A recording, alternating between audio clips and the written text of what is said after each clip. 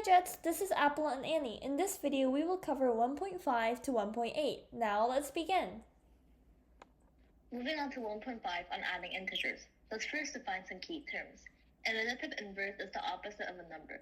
The additive inverse property is the equation a plus open parenthesis negative a and close parenthesis is equal to 0. Next, on 3 types of adding integers. First, you add integers with the same sign by adding the absolute values and using the common sign. An example is 8 plus 12 is equal to 20, and negative 6 plus negative 4 is equal to negative 10. Second, you add integers with different signs by subtracting the lesser absolute value and by using the sign of the number with the greater absolute value. An example is 5 to negative 8 is equal to negative 3, and negative 11 plus 13 is equal to 2. Last, you add opposite integers by knowing the sum of a number and its opposite is 0. An example being 7 plus negative 7 is equal to 0. Now let's move on to some example problems. The first problem is negative 61 plus negative 30 plus 98. We can first subtract negative 61 from negative 30 to get negative 91. Next, we can add negative 91 and 98, which is the same as 98 minus 91, which is negative 7 by a commutative property. The second problem is negative 78 plus 3. Negative 78 plus 3 is the same as 3 minus 78 by the commutative property. 3 minus 78 is negative 75. The third problem is 85 plus negative 11.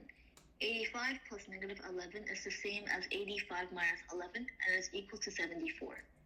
The next problem is to evaluate the expression when x equals negative 80 and y equals negative 11. First is to evaluate the expression x plus 5, 85. First, we can substitute negative 80 for x and add 85.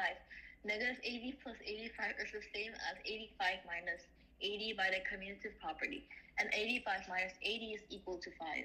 Second is x minus 20 plus y. We first substitute negative 80 for x and negative 11 for y.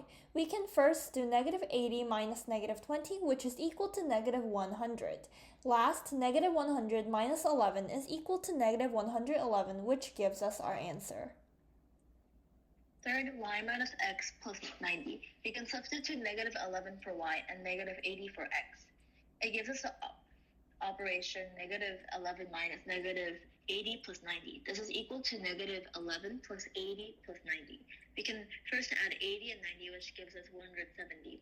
And negative 11 plus 170 is the same as 170 minus 11 by the commutative property, which gives us the answer of 159.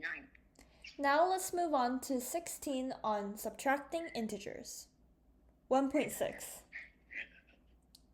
When we subtract integers, we subtract an integer and add its opposite.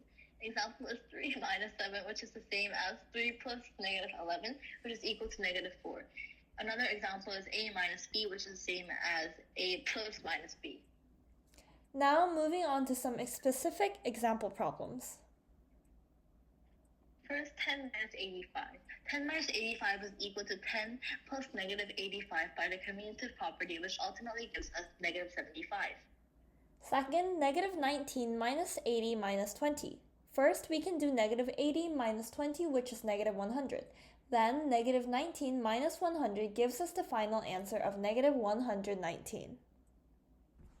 Last, negative 302 plus 2 minus 200. First, we can do negative 300 plus 2, which gives us negative 300. Last, we can do negative 300 minus 200, which gives us the answer of negative 500.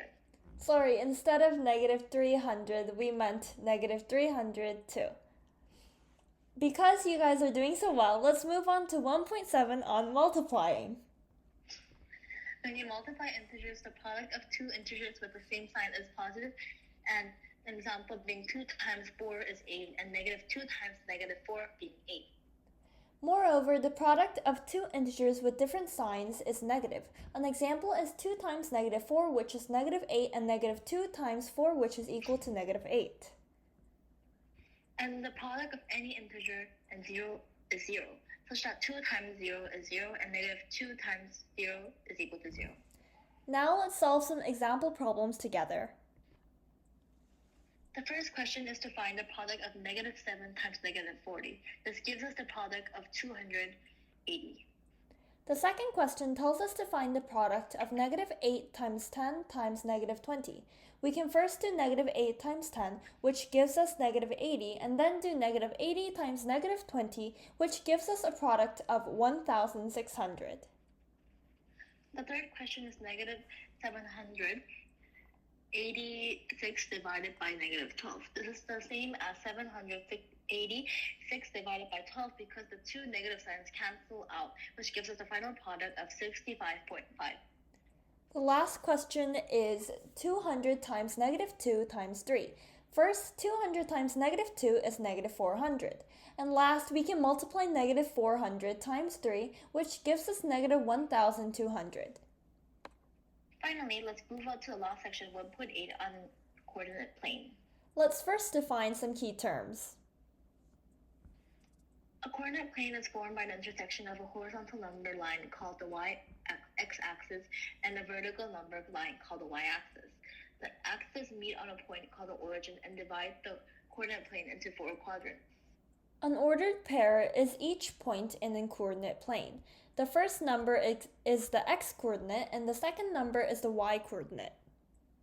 And a scatter plot uses a coordinate plane to display paired data, and each paired data paired is plotted as a plot. A scatter plot may suggest whether a relationship exists between two sets of data. Let's move on to some example problems. First, looking at the graph above, what are the coordinates of point A? It is negative 8, 6 because it is 8 units to the left and 6 units up. Second, according to the graph, what are the coordinates of point B? It is 6, negative 2 because it is 6 units to the right and 2 units down of the origin. Lastly, what are the coordinates of point C? It is negative 5, negative 7 because it is 5 units to the left and 7 units down. Woohoo!